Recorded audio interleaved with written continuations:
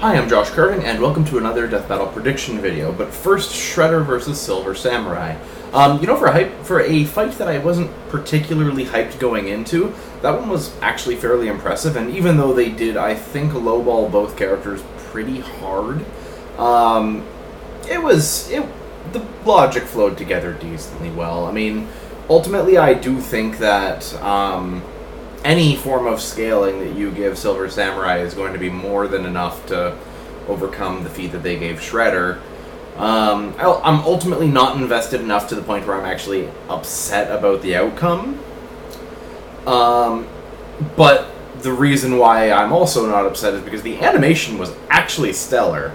I think it's easily the best animation that Louise has actually done.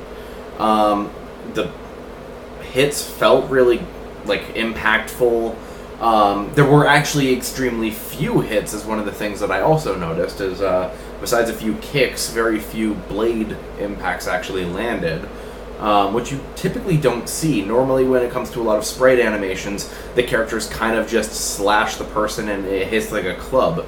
So it was very refreshing to see it kind of portrayed like that. And then the kill blow was brutal as all hell. Probably one of the most brutal death blows we've seen in any sprite battle. Potentially even some of the 3D ones. And then the choreography was exceptionally on point.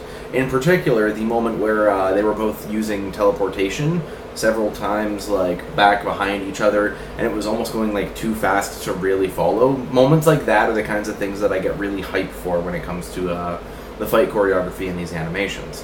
So, on a fairly positive note, we move on to Smoky Bear versus McGruff the Crime Dog.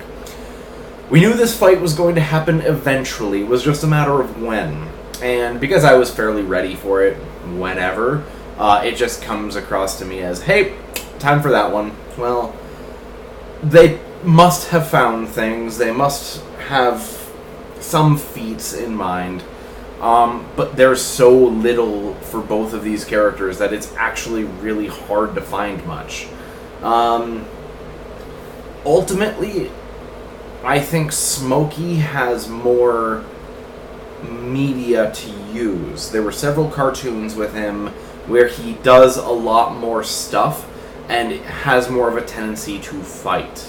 And, well, not as much fight, but he has more time to show off feats. Meanwhile, McGruff, with a lot of what he does, a lot of his PSAs and cartoons and things involve someone else learning a lesson or doing things the right way, which ultimately leaves him extremely featless.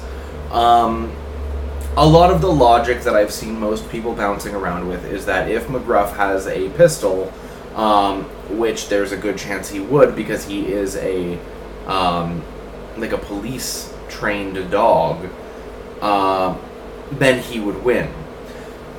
There is good logic to this because, well, yes, enough bullets would put Smoky down, likely. We've never really seen him have a gun, so it's very difficult to say whether he or not he would have one. On the other hand, in the comics, Smoky has been shown with a hunting rifle. In a close quarters fight, you would definitely want to have a pistol more than a hunting rifle, but at any decent range, the hunting rifle is by and far a better weapon, and would likely put down Smoky in a shot. Old Yeller style. Besides that, Smoky also has the axe and a shovel and, I guess, training as a park ranger, to go against Smoky's police training for physical, fighting. I don't think that will be enough. So, another line of logic that I've seen is that, hey, Smoky's a bear, so he obviously wins, which is bad logic because they are both fictional characters. They are also both fairly anthropomorphic. So the weird thing you could do is by making one of them, you take how big they are in comparison to their animal that they are and scale their stats based on that.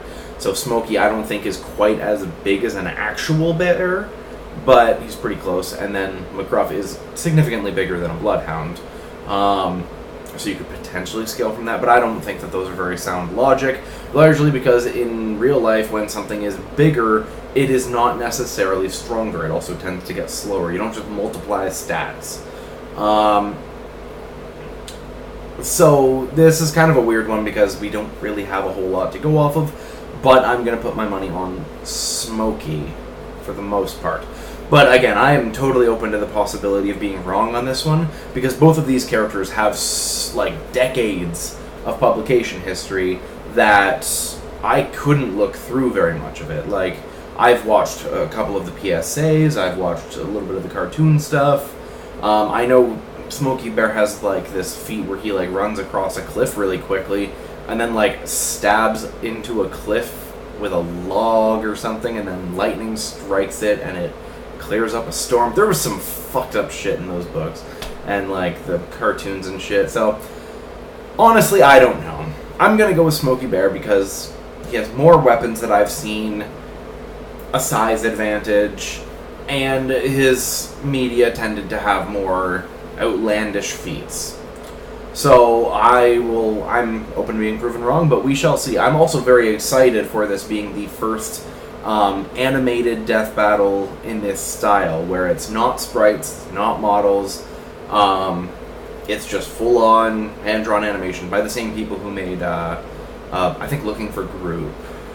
So that is a very big thing to be excited for, because that means that now the floodgates are open, and they might commission them again for another big matchup. And hopefully it'll be another major one, like, say, the Disney Princess Battle Royale that they've been talking about. Then again, I think they wouldn't do that because they fear the Mickey Mouse lawyers. Honestly, I don't have too much else to say about this. I will see you guys next time for Torian's fight.